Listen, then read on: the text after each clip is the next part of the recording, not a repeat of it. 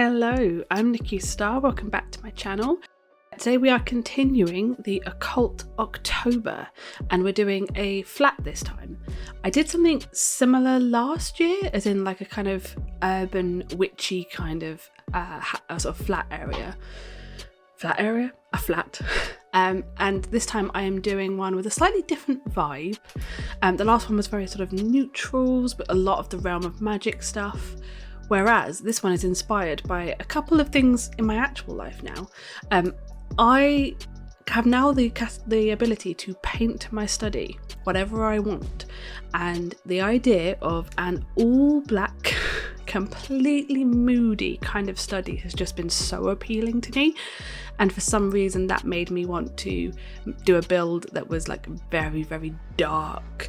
So we're going to use lots of blacks, lots of neutrals in this, and the majority of the colour is going to come from a lot of plants around, so kind of like a green witch vibe, but maybe a Gothic green witch vibe.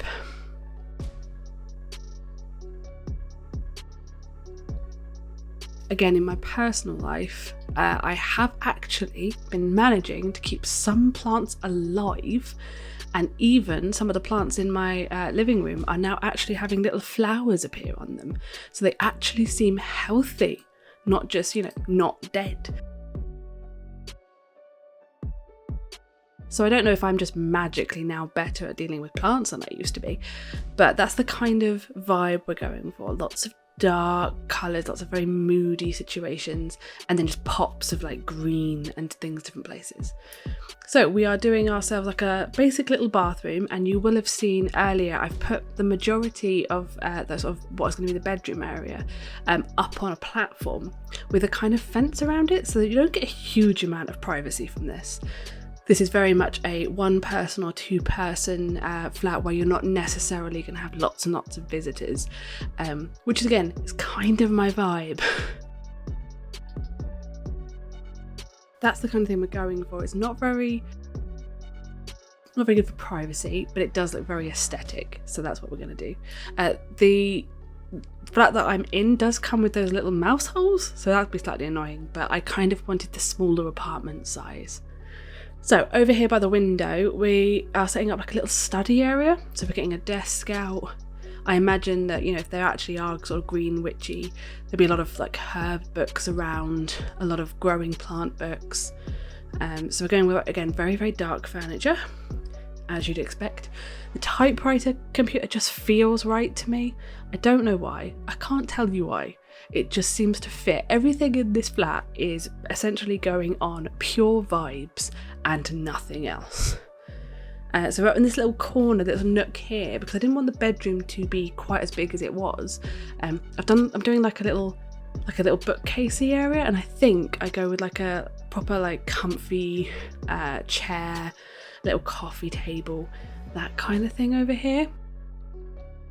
I think it takes me a fair chunk of time to find out a way of fitting this all in, and the platforms do not help, because every so often when you're trying to put something down, it jumps 5 feet in the air because it assumes that you're trying to put it into the foundation or into the platform, which does not make any sense.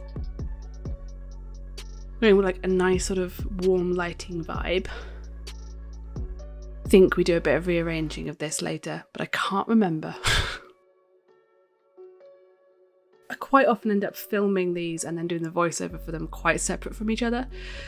Yeah, we do a little bit of rearranging. I don't know if it stays or if I move it again.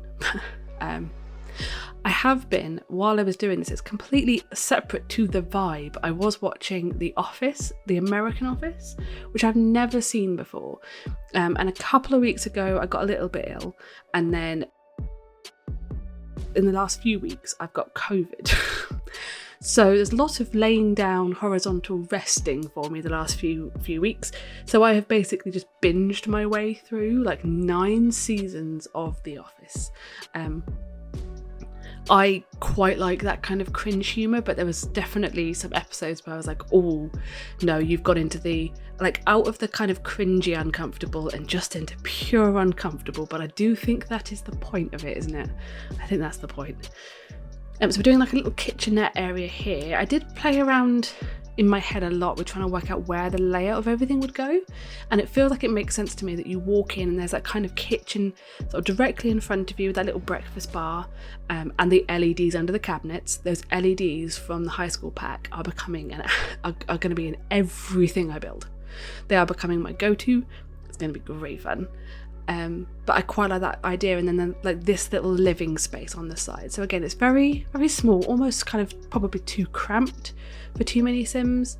And it did make taking some sort of images of this later when you get to the tour a little bit more difficult, because everything is a little bit more cramped together than maybe it should be.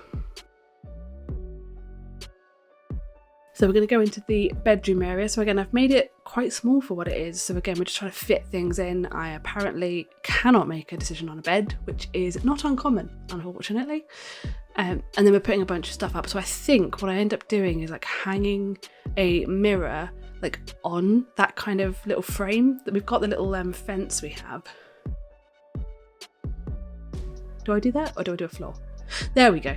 Which I quite like the idea of, because if you had that, you could theoretically like hammer a couple of nails in and get some bits and pieces there. Right, I think now, I could be wrong, I think we're now at the point where we start doing like the artwork pieces and the plants. So now we're bringing in the colour, a little bit more sort of greens. I don't think I do anything too dramatic.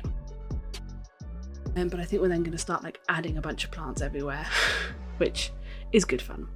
So in terms of like plants I have in my house, my sister and brother-in-law got me a spider plant when we moved, which is currently flowering, which is very weird to me, because I can't keep a plant alive for more than a few minutes, it feels. I once had a cactus that I underwatered. That's the level we're playing with. In the garden though, I have put out some planters, and I am growing things like spinach and like lettuce, which is very unusual for me, and it's actually working. And we're actually occasionally like harvesting it and eating it with our dinner, which is awesome. I like the idea of having plants that are a little bit more utility, which with those drawers that I've put on the wall there, I imagine, and again, this, you can go with different ways of this if you want to, I imagine there's like herbs in there. There's like rosemary bushes in there, and like little bits of maybe thyme and sage and stuff. So it's right next to the kitchen for cooking, and obviously, you know, depending on what kind of witchy things you're doing, you may want a few bits and pieces of those for other things that you're doing. So we've got like a planter literally in the bedroom, which isn't going to be everyone's vibe, but I like the idea that there's little ones on the floor behind the sofa there. Maybe she like grows some things in there and then transplants it into that bigger sort of unit in the bedroom and rotates things around. And we've also got some just in some nice little pots around about the place, a little bit more decorative. And then I can't help but put some on the walls. I don't know why, but those particular pieces, that one that I put on the bedroom there, and I think I put another one in the living room, I would genuinely have those in my house if I could keep plants alive. So we will watch this space, and if I can continue to keep plants alive, I may consider taking some of those up in my own life.